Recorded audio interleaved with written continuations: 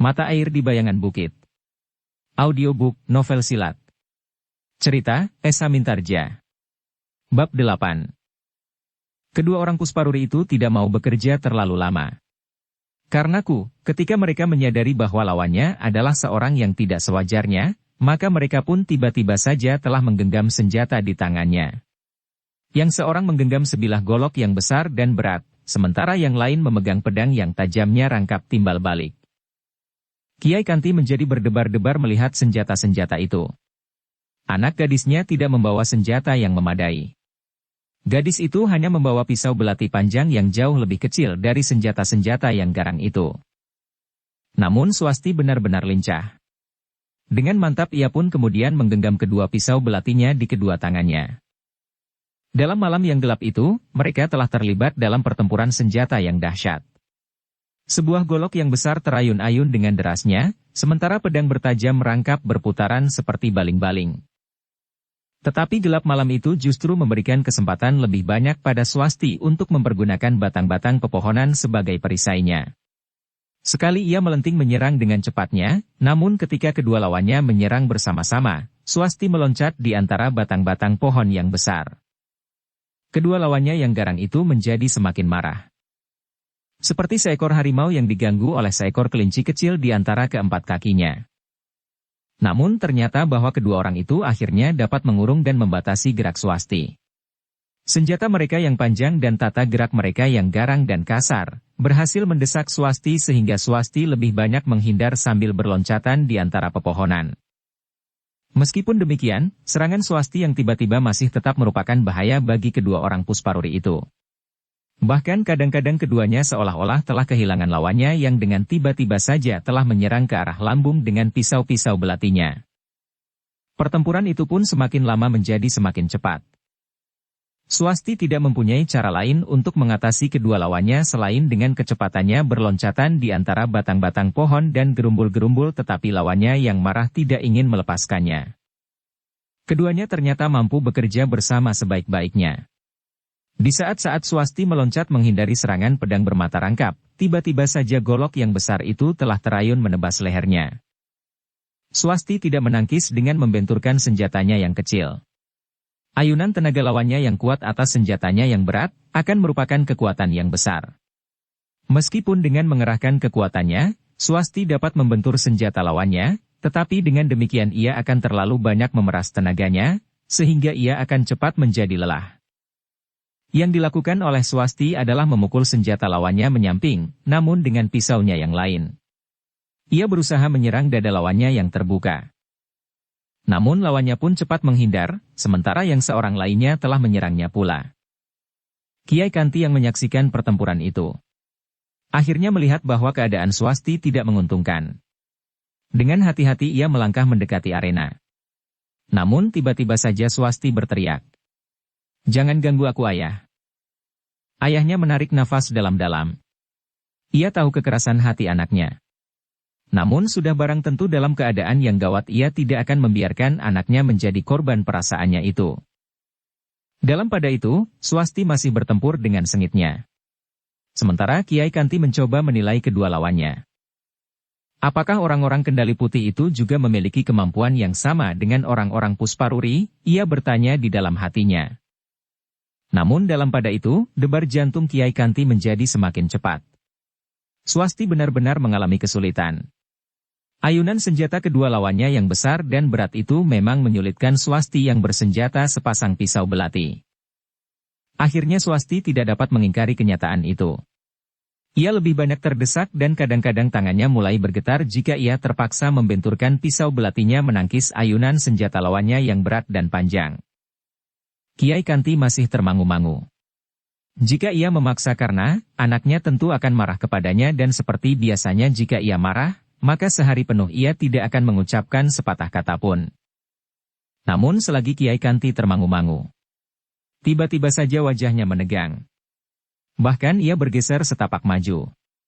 Ia melihat Swasti berdiri dalam keadaan yang sulit. Lawannya berada di dua sisi yang berbeda, sementara keduanya sudah siap untuk menyerang. Ia akan terpancing pada satu keadaan yang sulit. Keduanya akan bekerja bersama menjebak perhatian Swasti pada satu sisi, berkata Kiai Kanti kepada diri sendiri. Karena itulah, maka ia pun segera mempersiapkan diri pula jika keadaan memaksa. Ia lebih senang melihat Swasti diam sehari penuh atau bahkan 2 atau 3 hari daripada Swasti dibantai oleh kedua orang lawannya. Seperti yang diperhitungkan oleh Kiai Kanti. Maka keduanya mulai bergerak.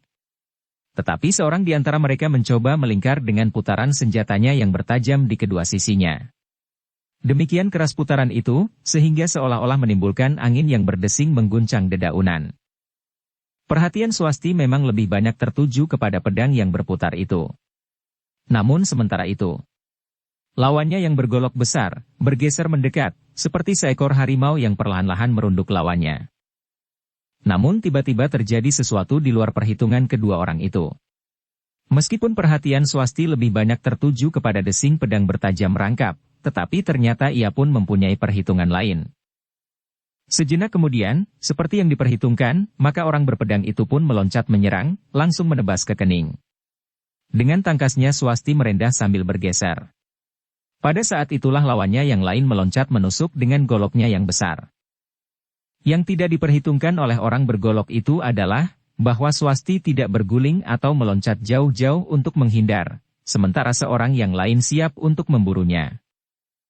Bahkan Kiai Kanti pun tergetar hatinya melihat sikap anaknya. Bukan karena Swasti tidak lagi sempat berbuat sesuatu. Tetapi yang dilakukan adalah justru sangat mengejutkan. Ketika orang bergolok itu meloncat dengan senjatanya terjulur lurus, tanpa disangka-sangka Swasti justru telah melemparkan pisau belatinya. Demikian keras dan dengan bidikan yang tepat, maka yang terdengar kemudian adalah keluhan panjang. Ujung golok itu tidak sampai menyentuh lawannya, karena pisau belati yang menghunjam ke pusat jantung. Yang terjadi itu benar-benar telah menggoncangkan hati orang berpedang yang menjadi tegang. Ia melihat kawannya terhuyung-huyung, kemudian jatuh menelungkup, hanya beberapa jengkal di depan Swasti. Meskipun goloknya masih tetap di tangan, namun tidak ada kekuatan lagi untuk menekankan goloknya itu ke tubuh gadis yang masih berdiri merendah. Baru sekejap kemudian kawannya menyadari apa yang telah terjadi. Karena itu, maka terdengar ia menggeretakkan giginya. Di antara gemeretak giginya ia menggeram. Anak gila, kuntilanak, setan, tetekan. Kau harus mati dan mayatmu akan dicincang sampai lumat. Swasti meloncat selangkah menjauh. Ia kemudian harus bersiap menghadapi lawannya yang seorang lagi. Namun ia merasa bahwa tugasnya akan menjadi lebih ringan, meskipun senjatanya tidak lagi genap sepasang.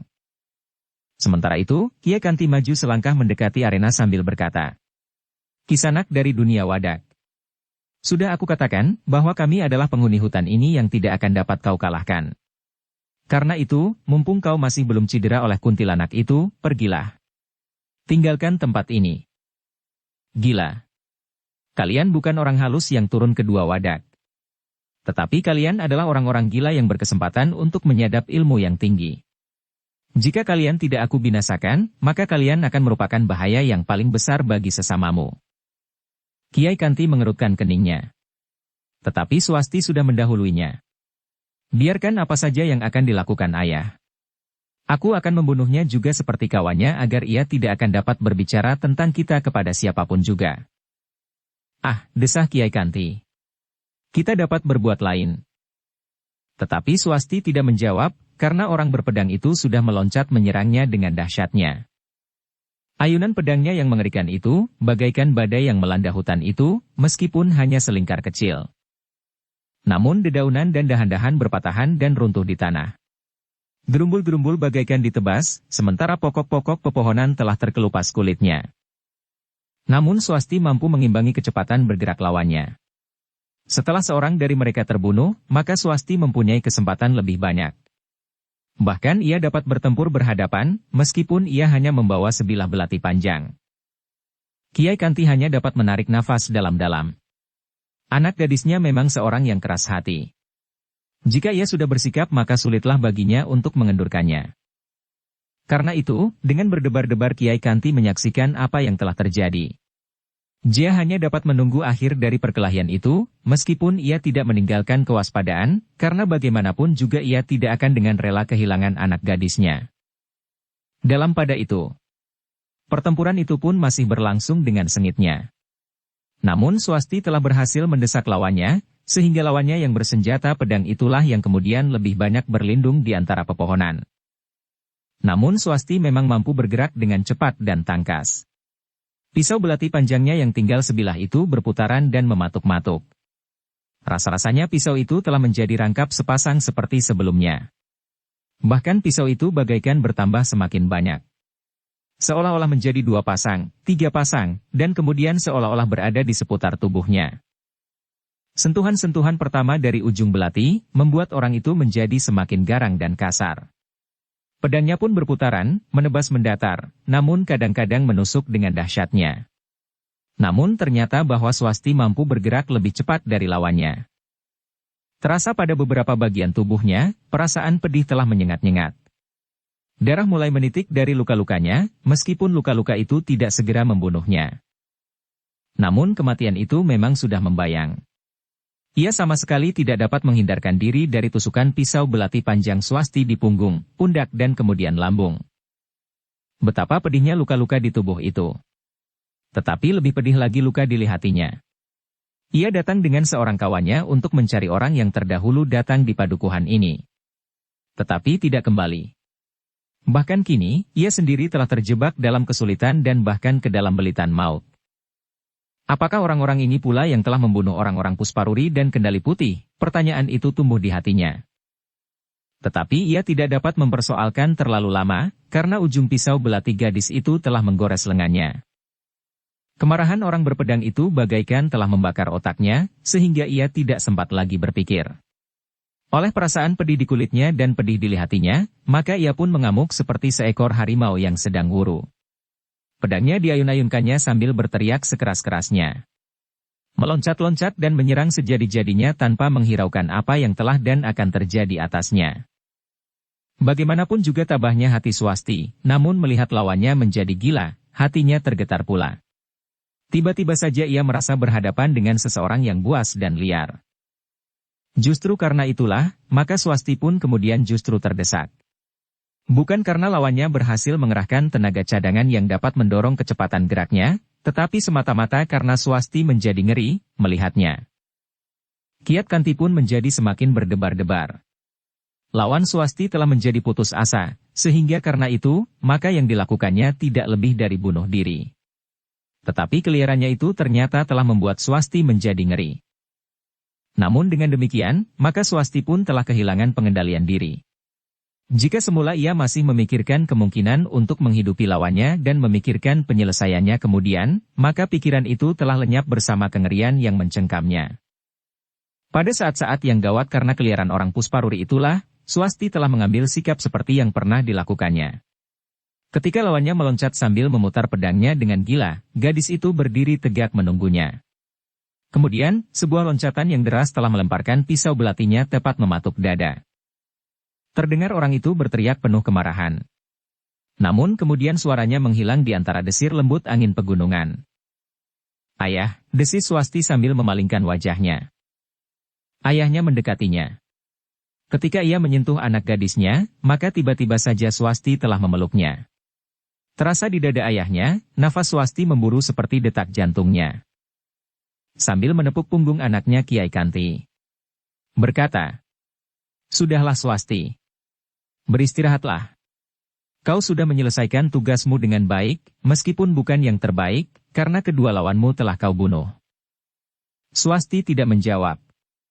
Ketika ayahnya kemudian memegang pundaknya dan mendorongnya duduk di bawah sebatang pohon besar, Swasti seolah-olah tidak mempunyai sikap lagi menghadapi kenyataan itu. "Beristirahatlah Swasti. Kau tentu lelah." Swasti mengangguk.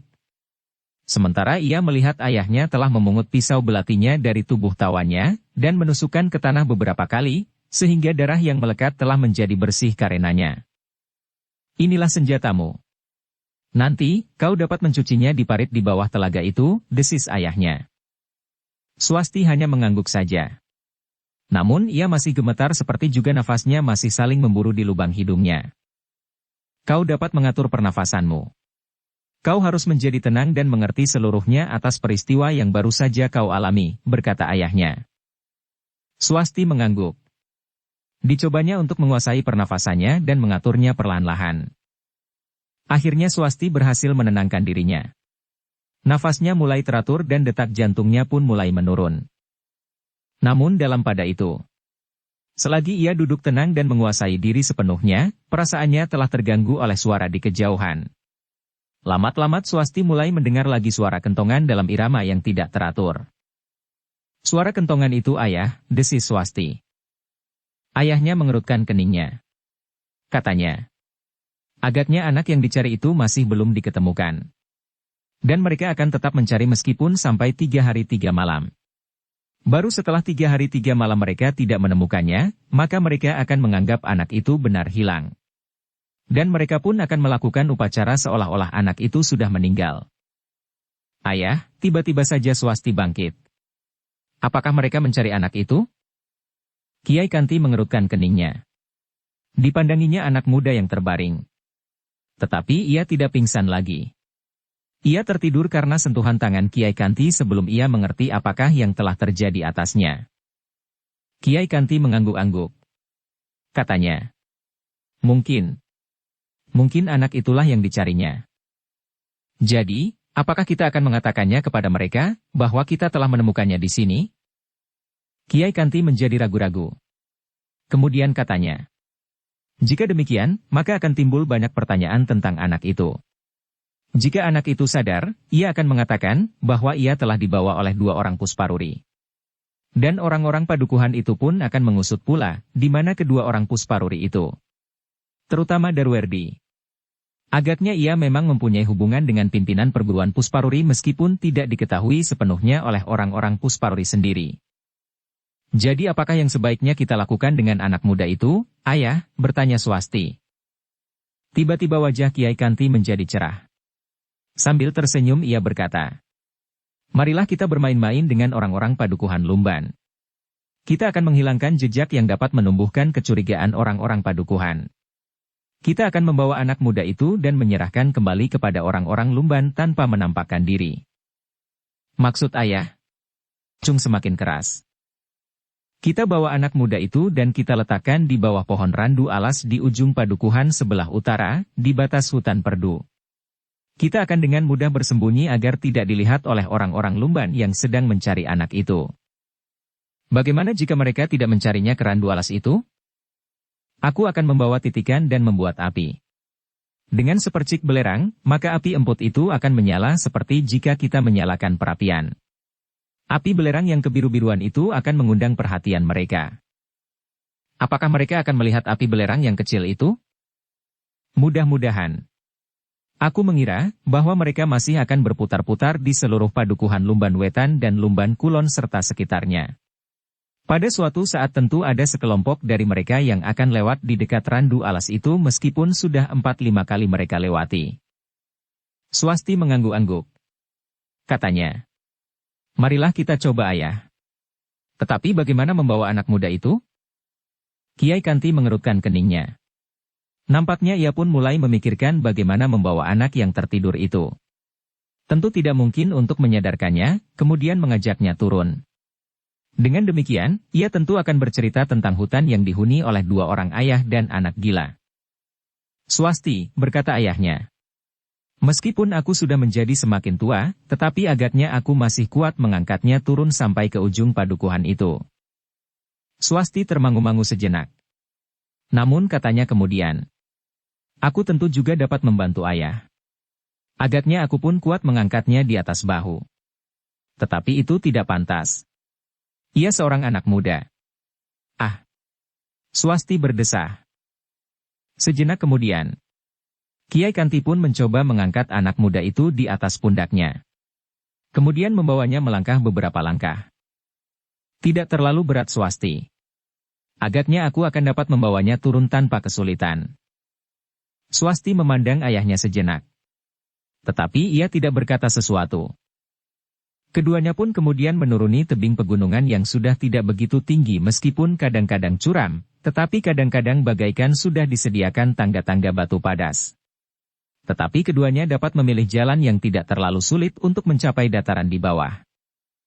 Ternyata bahwa Kiai Kanti yang tua itu masih cukup kuat dan tangkas. Bagaimanapun juga ia adalah seorang yang mumpuni. Seorang yang memiliki kekuatan melampaui kekuatan orang kebanyakan dan ia pun mempunyai saya tahan melampaui orang kebanyakan pula.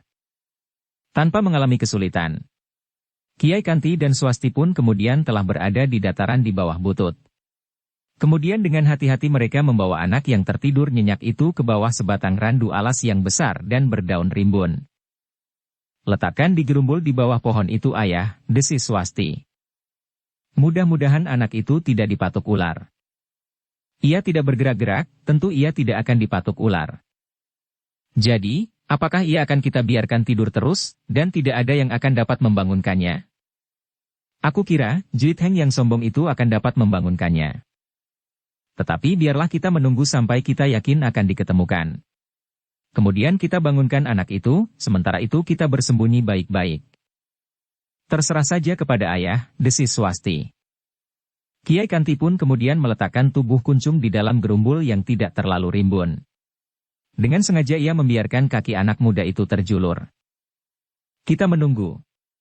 Aku yakin bahwa salah satu kelompok dari mereka yang mencari anak yang hilang itu akan datang lagi ke bawah pohon randu alas yang besar ini. Tetapi, bagaimanakah jika yang sebenarnya mereka cari bukan anak ini ayah? Bertanya Swasti. Siapapun juga. Tetapi kita telah mengembalikan anak yang malang ini kepada keluarganya, sementara kita masih mempunyai pekerjaan mengubur dua sosok mayat yang kita tinggalkan di hutan itu. Swasti mengangguk-angguk. Jawabnya.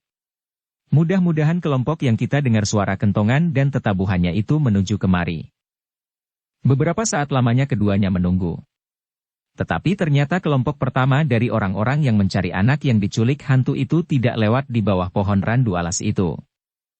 Namun beberapa saat kemudian kelompok yang lain telah mendekat pula. Suaranya ribut sekali ayah, desis Swasti. Ya, mereka memukul apa saja yang mereka dapat. Kentongan, tambur, tampah dan mungkin potongan-potongan besi dan senjata. Mereka membunyikan asal saja membunyikan tanpa irama tertentu. Nah, kalau kelompok yang kemudian ini nampaknya benar-benar akan melalui jalan ini, gumam Swasti. Untuk sesaat lagi mereka menunggu. Sejenak kemudian mereka melihat beberapa buah obor muncul dari padukuhan. Mereka melalui jalan bulak yang semakin lama menjadi semakin dekat dengan pohon randu alas itu. Aku akan menyalakan api yang berwarna biru agar mereka tertarik dan datang kemari, berkata Kiai Kanti. Kiai Kanti pun kemudian menyalakan api dengan titikan dan seperingkil belerang. Api yang berwarna kebiru-biruan telah menyala. Dengan menggerakkan api itu, maka Kiai Kanti mengharap bahwa api itu akan menarik perhatian. Mereka akan mengira, api ini kemamang yang terbang mengitari pohon randu alas ini, desis Kiai Kanti. Jika demikian mereka akan takut mendekat, desis Swasti. Tidak. Jika mereka seorang-seorang, mereka memang akan takut mendekat. Tetapi bersama-sama mereka akan merupakan kelompok pemberani yang justru akan datang untuk melihat, apakah yang terdapat di bawah pohon randu alas ini. Ternyata beberapa orang yang berjalan di bulak itu, benar-benar melihat sepercik api berwarna kebiru-biruan. Api yang seolah-olah terbang berputaran mengelilingi pohon randu alas, karena Kiai Kanti memang membawa api di atas sebuah kulit kayu mengelilingi pohon randu alas itu. Api yang tidak begitu besar. Tidak lebih dari sekepalan tangan. Namun dapat dilihat dari bulak yang pendek, yang tidak begitu jauh dari pohon randu alas itu, dan api itu mempunyai warna yang khusus. Karena itu, maka seperti yang diharapkan, maka nyata api yang kebiru-biruan itu benar-benar telah menarik perhatian. Heh, kau lihat api di bawah pohon randu alas itu, desis seseorang yang sedang memukul sepotong besi dengan potongan besi yang lain. Seorang yang memukul kentongan di sebelahnya mengerutkan keningnya. Ia pun telah melihat api yang kebiru-biruan itu. Maka katanya, ya, api itu agak aneh. Apakah api itu mempunyai arti yang khusus? Mungkin. Mungkin sekali, sahut yang lain. Api belerang itu akhirnya telah menarik perhatian seluruh kelompok pencari anak yang hilang itu. Seorang yang berambut putih berdesis. Menarik sekali. Apakah benar cahaya yang kebiru-biruan itu mempunyai arti khusus? Mungkin sekali, sahut yang lain. Marilah kita lihat, berkata orang tua itu lebih lanjut. Sejenak kawan-kawannya saling berdiam diri. Tetabuhannya pun terdiam beberapa saat. Marilah, orang tua itu mendesak. Kawan-kawannya masih ragu-ragu. Namun akhirnya orang tua itu berkata, "Aku akan berdiri di paling muka. Berikan obor itu kepadaku." Seorang anak muda yang pucat memberikan obor kepada erang berambut putih itu. Kemudian, beriringan mereka menuju ke pohon randu atas yang diputari oleh semacam cahaya yang berwarna kebiru-biruan. Kiai Kanti telah memperhitungkan pada jarak yang mana ia harus bersembunyi. Sehingga karena itulah, maka kelompok-kelompok orang-orang itu tertegun ketika mereka melihat tiba-tiba saja api yang berwarna kebiru-biruan itu hilang. Meskipun demikian, orang berambut putih itu berkata, "Kita akan membuktikannya ke bawah randu alas itu. Pukul semua alat yang ada pada kita sekeras-kerasnya. Jika ada hantu di randu alas itu, biarlah mereka menyingkir karena telinga mereka menjadi sakit oleh suara ini." Dengan demikian, maka tetabuhan pun menjadi semakin keras. Perlahan-lahan iring-iringan itu maju meskipun dengan hati yang berdebar-debar. Ketika mereka mendekati pohon randu alas yang besar itu, mereka sama sekali tidak melihat sesuatu. Mereka tidak melihat cahaya yang kebiru-biruan. Mereka tidak melihat seseorang dan tidak melihat apapun juga. "Tidak ada apa-apa," desis seseorang. "Ya. Tidak ada," sahut yang lain. Tetapi orang berambut putih itu berkata, "Kita akan mencari di sekeliling randu alas ini. Bunyikan tetabuhan itu sekeras-kerasnya." Sekali lagi orang-orang dalam kelompok itu memukul benda-benda yang mereka bawa sekeras-kerasnya. Bunyinya benar-benar memekakkan telinga, sehingga jika mereka berbicara di antara sesama mereka, maka mereka pun harus berteriak sekeras-kerasnya pula. Namun dalam pada itu, tiba-tiba saja salah seorang dari mereka menjerit. Suaranya melengking mengatasi suara tetabuhan yang hiruk-pikuk. "Ada apa?" bertanya seorang kawannya yang juga menjadi pucat. "Ya ada apa?" desak yang lain. Orang itu menjadi gagap. Sambil menunjuk ke sebuah gerumbul di tepi jalan, di bawah randu alas itu ia berkata terputus-putus. Itu. Lihat." Semua orang berpaling ke arah gerumbul yang ditunjuk. Mereka pun terperanjat ketika mereka melihat dua batang kaki yang terulur dari gerumbul itu. Belum lagi jantung mereka mereda, mereka telah dikejutkan lagi oleh suara yang mengerikan, yang telah mendirikan bulu tengkuk mereka. Suara itu adalah suara perempuan. Tetapi suara tertawa perempuan itu benar-benar suara tertawa hantu yang menakutkan. Suara tertawa yang bagaikan menghentak jantung setiap orang yang berada di bawah pohon randu alas itu. Itu adalah iblis betina, berkata setiap orang di dalam hati mereka masing-masing. Suara tertawa itu semakin lama terdengar semakin keras, dan suara tertawa itu bagaikan meretakkan dada mereka. Setiap orang telah melepaskan benda-benda di tangannya. Mereka menutupi telinga mereka dengan kedua telapak Tarzan. Bahkan ada di antara mereka yang terduduk lemah tidak berdaya. "Aku kembalikan anak itu kepada kalian orang-orang lumban yang dungu," terdengar suara yang tidak jelas sumbernya. "Aku tidak memerlukan anak yang bodoh dan penakut. Ambillah salah seorang anakmu ke orang-orang lumban. Untuk beberapa saat ia akan tetap tertidur. Tetapi ia akan bangun pada saatnya. Mungkin untuk sehari dua hari ingatannya belum pulih. Tetapi itu bukan salahnya."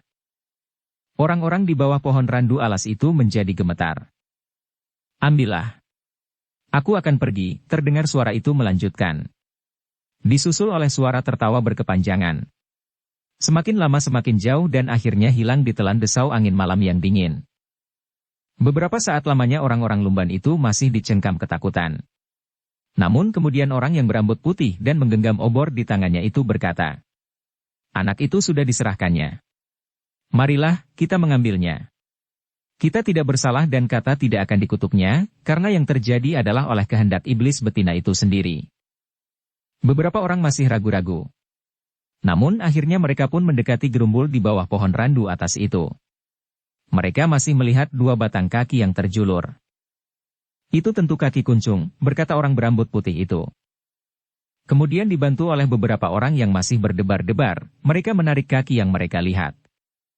"Kuncung, benar-benar kuncung," desis beberapa orang.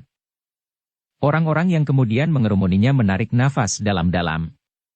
Mereka telah menemukan anak yang mereka cari. Tetapi ternyata bahwa kuncung masih berdiam diri. Ia masih tetap tidur nyenyak. Ia mati, desis seseorang. Tidak, ia tidur seperti yang dikatakan oleh iblis betina itu. Ia masih tetap bernafas, sahut orang berambut putih.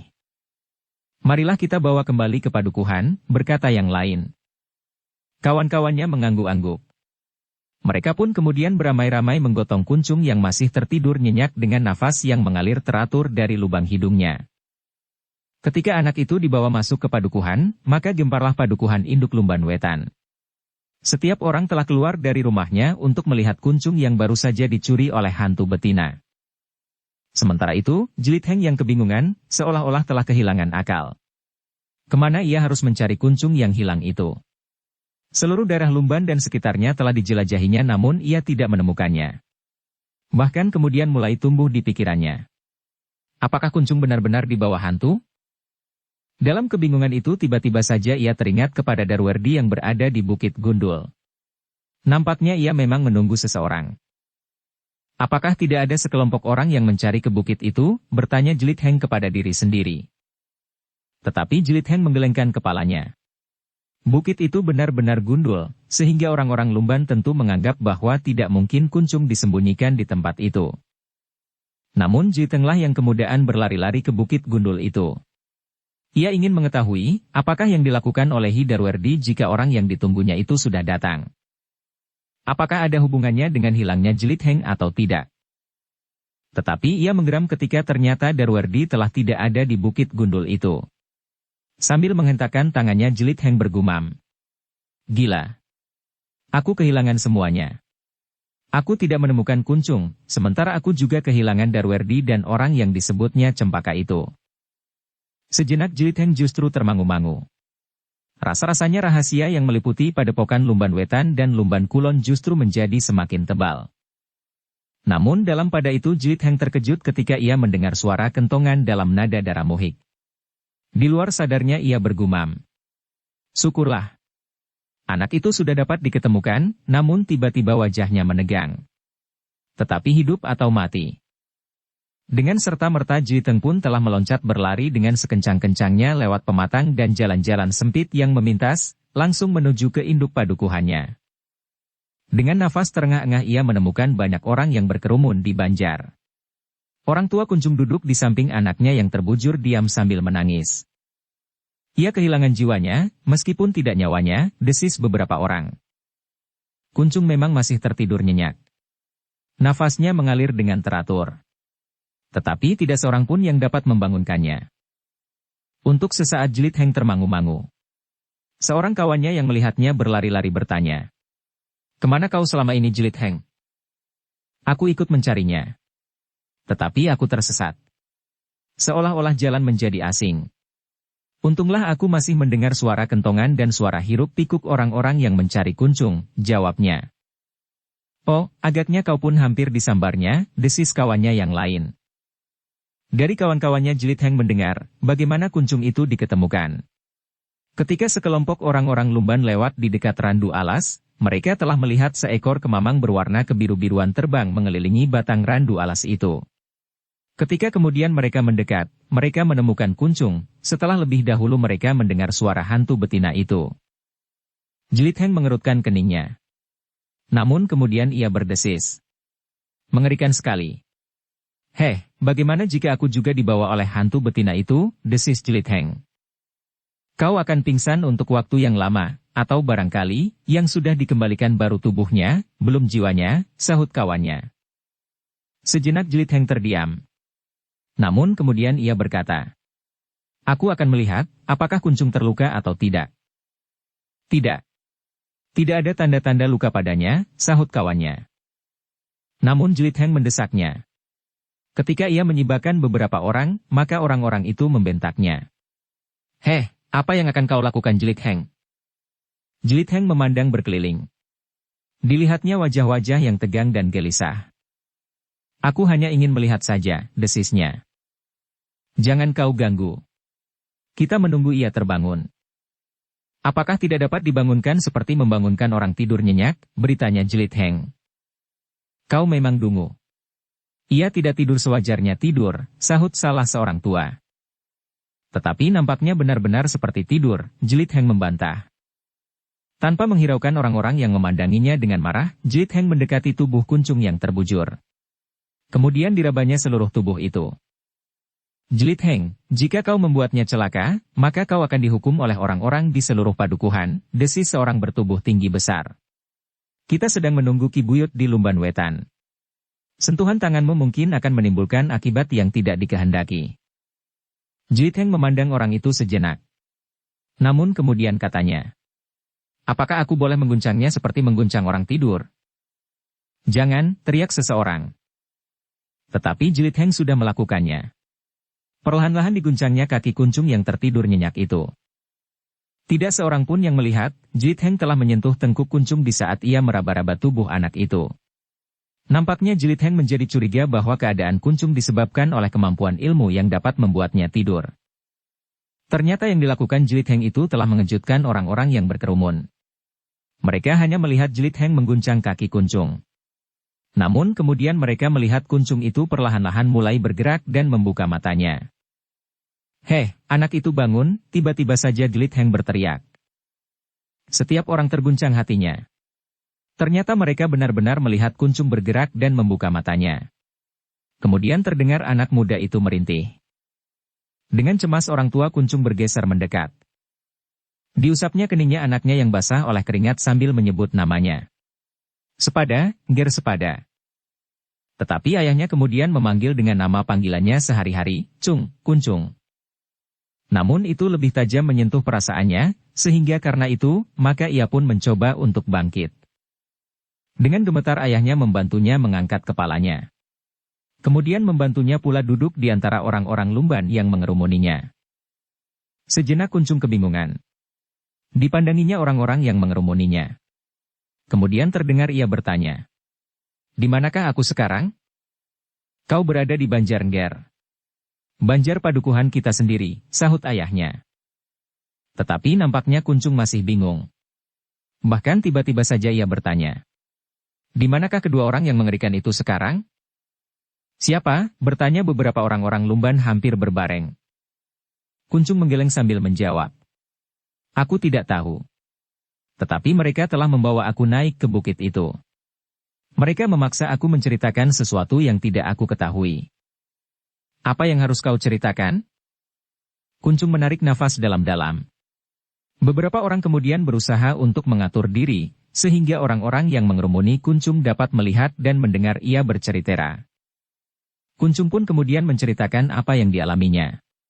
Sejak ia kembali dari sungai yang hampir kering itu. Bagaimana ia bertemu dengan dua orang yang garang dan membawanya pergi. Ia pun menceritakan apa yang ditanyakan oleh kedua orang itu kepadanya dan bagaimana ia mulai memukulnya. Orang-orang lumban itu mendengarkan cerita Kuncung dengan tegang. Bahkan mereka pun menjadi ngeri mendengarnya, seolah-olah mereka melihat dan mengalami apa yang telah dialami oleh anak muda itu. Namun dalam pada itu, tiba-tiba saja terdengar seseorang tertawa. Ketika orang-orang lumban itu berpaling, mereka melihat Jelit Heng berusaha menahan tertawanya. Kenapa kau tertawa? Bertanya beberapa orang hampir bersamaan. Jelit Heng terkejut ketika ia menyadari bahwa semua orang memperhatikannya dengan gagap ia pun menjawab. Aku geli mendengar cerita seseorang yang baru saja di bawah hantu betina. Heh, bukankah Kuncung diculik Wewe dan dikembalikan di bawah pohon randu alas? Kata-kata itu telah memperingatkan orang-orang lumban, bagaimana mereka menemukan Kuncung. Karena itu, maka orang-orang lumban itu pun mengangguk-angguk sambil berkata kepada diri sendiri, ia benar-benar kehilangan ingatan. Yang diceritakan itu tentu bayangan yang dibuat oleh hantu betina itu. Namun tiba-tiba saja salah seorang dari mereka yang mengerumuni Kuncung itu bertanya. Jelit Heng, jika yang terjadi itu sekedar hayalan, maka kenapa hal itu pernah terjadi juga atasmu? Dan itu tentu bukan hayalan karena banyak orang yang melihat, bagaimana kau dibawa oleh dua orang yang garang, tepat seperti yang dikatakan oleh Kuncung. Itulah yang menggelikan, jawab Jelit Heng. Ia pernah mendengar atau melihat dua orang yang membawa aku. Dalam ketidaksadarannya, karena ia dibawa oleh hantu betina, maka ingatan itu muncul seolah-olah terjadi atas dirinya. Dibantu oleh bayangan semu yang memang dibangunkan oleh iblis betina itu, maka seolah-olah yang terjadi adalah benar-benar telah terjadi. Orang-orang lumban mengangguk-angguk kecil. Penjelasan Jlit Heng memang masuk akal. Bahkan seorang tua berkata, "Dari mana kau mendapatkan pengertian itu, Jlit Heng?" Pertanyaan itu telah mengejutkan Jlit Heng. Namun ia berusaha menjawab. "Mungkin kek. Mungkin demikian. Aku hanya menduga-duga." Tetapi orang-orang Lumban itu semakin mempercayai Jlit Heng karena Kuncung kemudian tidak dapat menjelaskan bagaimana mungkin ia berada di bawah pohon randu alas itu. Bahkan tertidur nyenyak seperti orang yang sedang pingsan. Dalam pada itu, ketika Ki Buyut Lumban Wetan datang ke Banjar, maka orang yang mengerumuni Kuncung itu pun menyibak. Di hadapan Ki Buyut, Kuncung menceritakan kembali apa yang pernah diceritakan. Sementara itu, ketika perhatian setiap orang tertuju kepada Ki Buyut dan Kuncung, maka Jlit Heng berbisik kepada kawannya yang duduk di sebelahnya. "Aku akan ke sungai." "Kenapa?" bertanya kawannya heran. "Perutku sakit sekali." "Heh, kau dapat dibawa wewe seperti Kuncung." Sedangkan Kuncung saja telah dikembalikannya. Ia tentu tidak memerlukan orang lain lagi. Setidak-tidaknya untuk sisa malam ini. Kawannya tidak mencegahnya. Sementara yang lain tidak memperhatikannya, ketika Jlit Heng kemudian meninggalkan Banjar. Tetapi demikian ia sampai ke tempat yang sepi maka ia pun segera berlari sekencang-kencangnya. Bahkan ia telah mengerahkan kemampuan ilmunya untuk mendorong kekuatan kakinya, sehingga anak muda itu pun kemudian telah berlari kencang sekali menuju ke bukit yang berhutan lebat. Dengan tangkasnya anak muda itu meloncati batu-batu padas di lereng yang gelap. Di dataran-dataran sempit, pepohonan tumbuh hampir pepat. Tetapi Jlit Heng yang nampaknya sudah terbiasa itu, dapat menempuhnya dengan cepat seolah-olah ia sedang berjalan di jalan yang datar dan rata. Ketika ia sampai ke tempat Kiai Kanti, dilihatnya orang tua itu duduk merenungi perapian yang kecil. Ia berpaling ketika ia mendengar langkah seseorang mendekati. Namun Kiai Kanti seolah-olah sudah mengetahui bahwa yang datang itu adalah Jlit Heng. Karena itu, maka ia sama sekali tidak bergeser. Hanya wajahnya sajadah yang bergerak sambil tersenyum. "Marilah Ngger. Silahkan. Aku sudah menduga bahwa kau akan datang kemari," berkata Kiai Kanti. Jlit Heng masih berdiri tegak. Nafasnya terasa memburu. "Duduklah," sambung Kiai Kanti. "Di mana Swasti, Kiai?" bertanya Jlit Heng. "Baru mandi di balik gerumbul itu.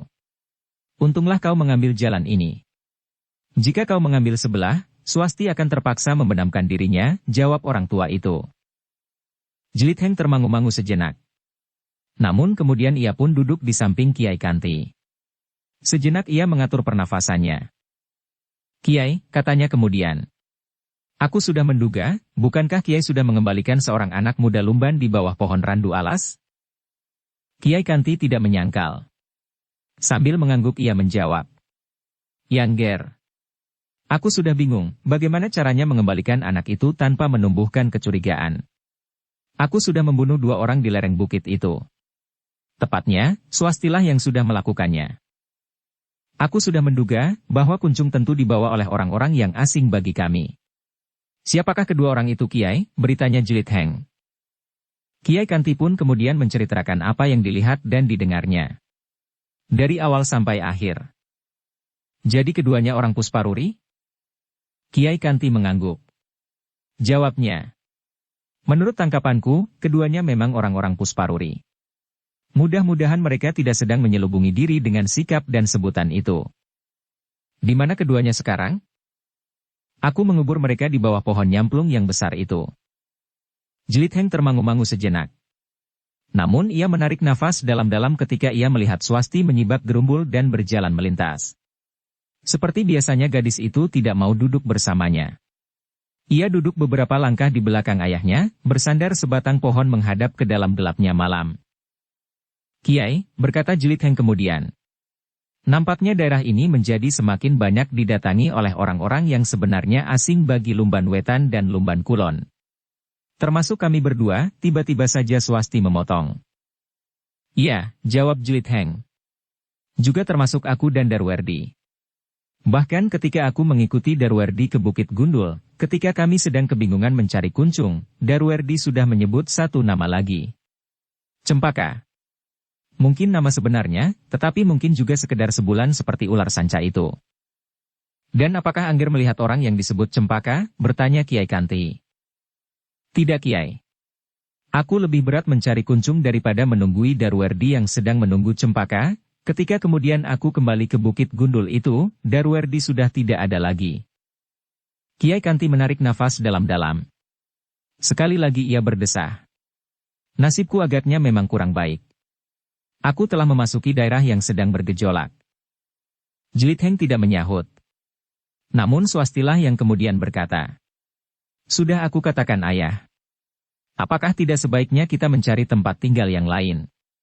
Yang tidak dibayangi oleh kecurigaan dari segala pihak dan tidak selalu dicemaskan oleh peristiwa-peristiwa seperti yang baru saja terjadi. Kita berusaha menolong seseorang. Tetapi kita tidak dapat menyatakan diri kita dengan terus terang. Kiai Kanti menarik nafas dalam-dalam. Katanya, memang tempat ini dapat menumbuhkan ketegangan di hati. Tetap aku belum memastikan bahwa tempat ini tidak akan dapat menjadi tempat yang baik Swasti. Dugaan-dugaan yang mengandung banyak kemungkinan itu memang dapat saja kita lakukan. Tetapi kita tidak akan dapat hidup dengan tenang dalam bayangan kegelisahan seperti sekarang. Swasti berhenti sejenak, lalu. Yang baru saja kita lakukan telah membuat kita sangat lelah. Bukan saja badan kita, tetapi perasaan kita. Suaraku hampir menjadi serak sama sekali, karena aku harus berteriak-teriak menirukan suara hantu betina yang belum pernah aku dengar. Kemudian kita berlari-lari bersembunyi, justru karena kita sudah menolong seseorang. Swasti, berkata ayahnya dengan sareh. Aku masih berharap untuk menemukan hari kemudian yang baik di sini. Bukan itu, bantah Swasti. Aku tahu, justru keadaan yang menegangkan itulah yang sudah menarik hati ayah. Kiai Kanti menarik nafas dalam-dalam. Katanya, apakah hanya aku saja yang sudah tertarik? Seandainya aku mengiyakan permintaanmu untuk meninggalkan tempat ini dan aku benar berangkat esok pagi, apakah kira-kira kau akan mengikuti aku atau kau justru akan tetap tinggal di sini? Ah! Swasti berdesah. Sementara ayahnya tersenyum. Katanya, Swasti, aku mengenalmu sejak kau masih bayi. Aku tahu sifat dan watakmu. Ayah selalu berkata begitu, Swasti berdesis. Tetapi ayahnya masih saja tersenyum. Bahkan Jelit Heng pun tersenyum pula. Katanya, Kiai, daerah seperti ini memang menjemukan, tetapi sekaligus sangat menarik untuk diperhatikan. Adalah wajar bahwa kita yang sudah terlanjur mengetahui serba sedikit bayangan-bayangan yang rahasia di daerah ini, ingin melihat kelanjutan dan apabila mungkin penyelesaian dari peristiwa ini. Sifat ingin tahu seseorang adalah wajar sekali Nger. Tetapi mungkin di antara kita ada beberapa perbedaan. Jika kami benar-benar hanya didorong oleh sekedar ingin tahu. Mungkin kau mempunyai kepentingan yang lain, berkata Kiai Kanti. Atau sebaliknya Kiai. Setidak-tidaknya kita masing-masing mempunyai kepentingan yang beralasan sudut penglihatan kita masing-masing, sahut Jelit Heng. Itulah wujud kecurigaan yang dikatakan oleh Swasti. Tetapi itu pun wajar. Dan kadang-kadang saling mencurigai adalah menarik sekali, sahut Kiai Kanti. Jelit Heng tertawa. Namun kemudian katanya, ah, sudahlah Kiai. Aku hanya ingin meyakinkan, apakah dugaanku benar. Aku menjadi geli mendengar, bagaimana orang-orang Lumban menceritakan tentang hantu betina yang tertawa terkekeh-kekeh saat ia mengembalikan Kuncung. Tetapi suaraku hampir putus karena aku harus berteriak keras-keras, tiba-tiba saja Swasti menyahut hampir di luar sadarnya. Jelit Heng tertawa tertahan, sementara Kiai Kanti tersenyum sambil berkata, kami sadar apa yang kami lakukan. Kami pun memang berharap bahwa Angger dapat membangunkan anak yang tertidur itu meskipun kami agak cemas, bahwa yang menjumpai keadaan anak itu justru adalah Angger Darwerdi. Aku masih harus menemukan anak muda itu, berkata Jelit Heng. Tetapi tentu aku sudah kehilangan orang yang disebutnya bernama Cempaka. Mudah-mudahan pada saat yang lain aku akan dapat menemukannya dalam keadaan yang bagaimanapun juga. Jelit Heng berhenti sejenak, lalu. Sudahlah Kiai. Aku minta diri. Mungkin masih ada yang harus aku lakukan. Jika kawan-kawanku tidak lelah karena hampir semalam suntuk mereka harus mencari Kuncung, maka aku akan kembali bersama mereka untuk meneruskan kerja kita, membuka padepokan kecil itu. Ketika Jelit Heng turun dari bukit itu dengan hati-hati. Karena ia masih memperhitungkan kemungkinan hadirnya Darwerdi, maka langit di sebelah timur pun mulai dibayangi oleh warna merah. Karena itu, maka ketika ia sudah yakin bahwa seorang pun yang melihatnya, maka ia pun segera berlari-lari menuju ke padukuhannya. Ternyata banjar padukuhan Lumban Wetan telah sepi ketika ia datang memasuki regolnya. Hanya 3 orang anak muda yang sedang berbaring di gardu. Mereka terkejut ketika tiba-tiba saja melihat seseorang berdiri di muka gardu. "Anak setan," desis salah seorang dari mereka. "Kau mengejutkan kami, Jelit Heng." Jeliteng pun kemudian duduk di antara mereka sambil bertanya. "Apakah Kuncung sudah pulang?" "Ya." "Ia masih saja mengigau tentang 2 orang yang berwajah mengerikan," jawab salah seorang dari mereka. Namun yang lain menyahut. "Tetapi ada bekas biru-biru pengap di wajahnya. Jika ia tidak berkata sebenarnya, bahwa kedua orang itu telah memukulnya, maka apakah bekas biru-biru itu benar-benar akan terdapat di wajahnya?" "Kau memang bodoh," jawab Jelit Heng. Setan betina itu tentu tidak berhati-hati. Ketika ia membawa Kuncung, mungkin wajah anak itu telah membentur pepohonan atau mungkin batu atau apapun, sehingga wajah itu telah menjadi merah biru. Yang lain mengangguk-angguk. Namun kemudian salah seorang dari mereka berkata, "Sudahlah. Aku akan tidur. Semalam suntuk aku tidak tidur sama sekali.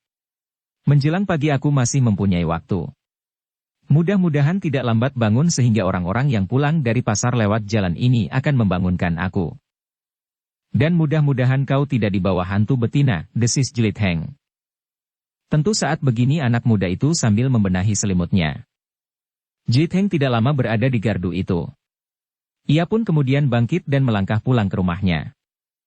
Tetapi biungnya tidak gelisah meskipun semalam suntuk Jelit Heng tidak pulang, karena ia sudah mendengar dari seseorang bahwa Jelit Heng telah berada di Banjar. "Orang sudah lama pulang," berkata ibunya. "Apa kerjamu di Banjar?" "Menemani kawan-kawan yang bertugas di gardu," jawab Jelit Heng singkat. "Dan aku pergi ke sungai barang sebentar." Ibunya tidak bertanya lagi. Sementara Jiteng pun kemudian pergi ke Pakiwan, mengisi jambangan dan kemudian mandi untuk menghapus keringat dan kotoran yang melekat di tubuhnya. Namun dalam pada itu, Jelit Heng tidak dapat melepaskan ingatannya kepada peristiwa yang baru saja terjadi. 2 orang Pusparuri yang terbunuh. Sayang, bahwa mayatnya telah dikuburkan dan ia malas untuk membuka kembali. Jika belum terlanjur, maka ia akan dapat memastikan dari ciri-cirinya, apakah kedua orang itu benar-benar orang-orang Pusparuri, karena banyak kemungkinan yang dapat terjadi. Mungkin orang-orang Kendali Putih yang menyebut dirinya sebagai orang-orang Pusparuri, atau mungkin justru pihak lain sama sekali, atau bahkan kawan-kawan Darwerdi. Sehari itu Jelit Heng tidak meninggalkan rumahnya. Siang hari ia berbaring di belakang dapur, di bawah sebatang pohon yang rimbun, di atas sehelai ketepe daun kelapa yang dianyam. Sambil memandangi dedaunan yang bergetar di tiup angin, ia telah mencoba mengurai peristiwa yang telah terjadi di padukuhan Lumban Wetan dan Lumban Kulon selama ini, sampai pada saat terakhir. Bahkan sepercik-percik masih juga membersit kecurigaannya kepada Kiai Kanti dan anak gadisnya, Swasti. Tetapi nampaknya mereka adalah orang-orang yang jujur dan sederhana dalam sikap, berkata Jelit Heng kepada diri sendiri. Meskipun keduanya ternyata mewarisi cabang ilmu kanuragan yang luar biasa. Jelit Heng menarik nafas dalam-dalam. Rasa-rasanya kedua orang ayah dan anak itu telah merupakan pesona yang tidak dapat dilupakannya, sehingga setiap saat, rasa-rasanya ia ingin pergi ke hutan itu seperti ia ingin pulang ke rumah sendiri. Tetapi hari itu Jelit Heng tidak dapat mengajak kawan-kawannya untuk pergi ke bukit, karena Jelit Heng mengetahui bahwa kebanyakan lawan kawannya lelah dan mengantuk, karena hampir semalam suntuk mereka telah mencari Kuncung. Sementara Jelit Heng sendiri juga ingin beristirahat setelah semalam-malaman berlari-lari menyusuri bulak dan lereng bukit. Dari Bukit Gundul sampai ke bukit yang berhutan lebat. Hari itu setiap mulut di Lumban Wetan dan Lumban Kulon masih membicarakan bagaimana seorang anak muda telah hilang diculik iblis betina. Dari pintu ke pintu orang-orang Lumban membicarakannya, bahkan cerita itu pun telah mekar dan menjadi semakin mengerikan. Kuncung menjadi seperti orang gila. Ia mengigau tentang 2 orang yang bertubuh tinggi kekar bermata merah dan bersenjata pedang yang besar sekali, berkata seseorang di antara kawan-kawannya. Ia memerlukan waktu 2-3 hari untuk dapat pulih kembali kesadarannya, sahut yang lain. Tetapi Kunjung dapat menceritakan dengan pasti, apa yang terjadi atasnya berhubungan dengan dua orang yang dikatakannya itu, yang lain menyambung. Seorang tua yang berambut putih memotong pembicaraan itu. Biasanya memang demikian. Seseorang yang dibawa oleh hantu perempuan, ia merasa mengalami sesuatu seperti benar-benar telah terjadi. Orang-orang yang mendengarkan cerita itu mengangguk-angguk. Mereka percaya kepada orang tua yang mereka anggap mempunyai banyak pengalaman itu. Bersambung ke bab 9. Dukung kami dengan subscribe, follow, like, komen dan share. Terima kasih.